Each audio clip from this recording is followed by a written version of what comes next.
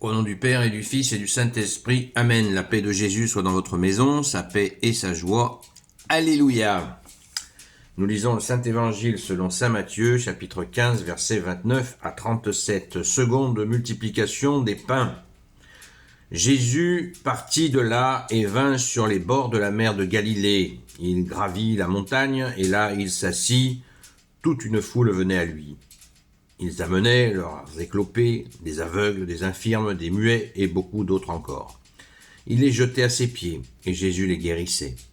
En voyant cela, la foule était émerveillée. Les muets parlaient, les infirmes étaient guéris, les éclopés marchaient, les aveugles voyaient, et ils rendaient grâce au Dieu d'Israël. Alors Jésus appela à lui ses disciples et leur dit « J'ai vraiment compassion de ces gens, car voilà 3 jours qu'ils sont avec moi, et ils n'ont rien à manger.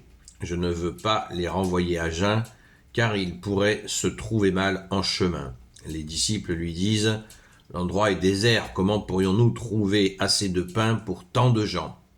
Jésus leur demande « Combien de pain avez-vous » Ils disent « 7 et quelques petits poissons. » Jésus demande aux gens de s'asseoir par terre. Il prend les 7 pains et les poissons, il rend grâce et rompt le pain, puis il commence à le donner aux disciples, qui les distribuent à la foule. Tous mangèrent et furent rassasiés. On ramassa ce qui restait, de quoi remplir 7 corbeilles. C'était pourtant près de 4000 hommes qui avaient mangé, sans compter les femmes et les enfants. Jésus renvoya la foule et monta dans la barque, et il s'en alla vers la frontière de Magadan. Merci Jésus. On oublie souvent qu'il y a eu deux multiplications des pains. Comme il y a eu deux fois, Sainte Marie-Madeleine a versé son parfum sur la tête de Jésus. Pourquoi cette deuxième séquence de multiplication des pains ? Eh bien, Jésus le savait parfaitement qu'il allait le faire pour montrer, c'est la montée en puissance de la divinité de Jésus. Enfin, la divinité de Jésus, elle est constante, mais pour les gens. Jésus fait œuvre de pédagogie, il y va mollo. Il n'y a pas d'entrée de jeu, par exemple, ressusciter des morts. Il a fait progressivement des miracles de plus en plus impressionnants, et là, 4000 personnes, sans compter les femmes et les enfants. Voilà, il veut que le message passe de qui il est.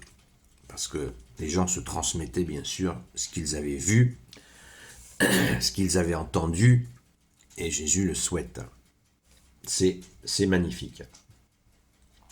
L'exégète nous dit, Jésus termine son circuit sur les frontières de Galilée. Et c'est le moment où saint Matthieu nous offre une nouvelle image du divin maître.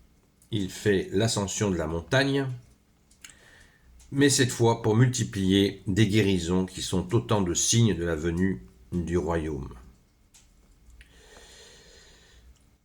Le mot miracle est souvent dévalué. La Bible utilise divers mots pour désigner ce qui apparaît vraiment une œuvre de Dieu. Signe, prodige, œuvre de puissance, le miracle au sens fort, et tout cela à la fois, un signe par lequel Dieu nous fait découvrir son vouloir ou l'ordre invisible du monde, un prodige qui déconcerte nos prévisions, une œuvre que Dieu seul était capable de réaliser.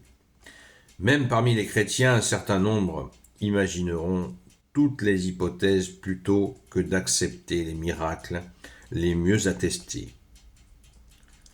Et quand on ne nie pas ouvertement le témoignage des apôtres, on préfère souvent échapper à toute prise de position en disant par exemple « Le miracle est encore plus beau si on imagine que Jésus a seulement invité les gens à partager leurs provisions personnelles et finalement il y a eu assez pour tous, miracle de la solidarité. » Mais l'Évangile ne prétend pas encenser la solidarité.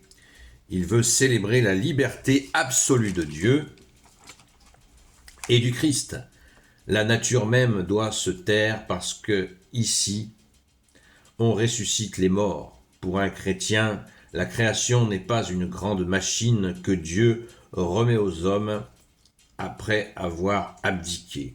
C'est un reflet de Dieu où les lois, ombre de la sagesse, de l'ordre et de la justice qui sont en Dieu, n'excluent jamais son entière liberté. Comme c'est bien dit.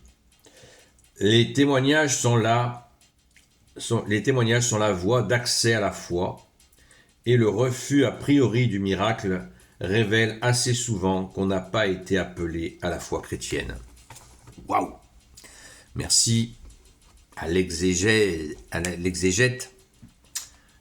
de la Bible des peuples qui a rédigé ça, parce que c'est magnifique, ça nous laisse bouche bée.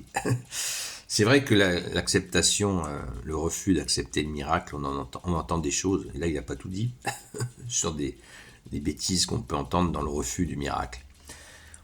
Donc, comme je le disais, la multiplication des pains, la première comme la deuxième, ce sont des coups d'accélérateur qui sont donnés puisque on se rapproche de la passion, c'est-à-dire la crucifixion de Jésus et sa résurrection.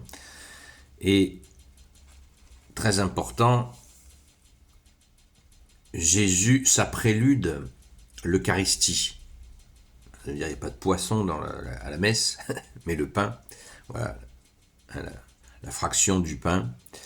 Et il y a quelque chose de ça qui est déjà là, un prémisse de la Sainte Messe.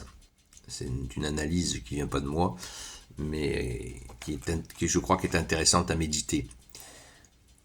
On verra aussi, on peut noter aussi qu'il nous est dit que ces gens-là n'avaient pas mangé depuis 3 jours.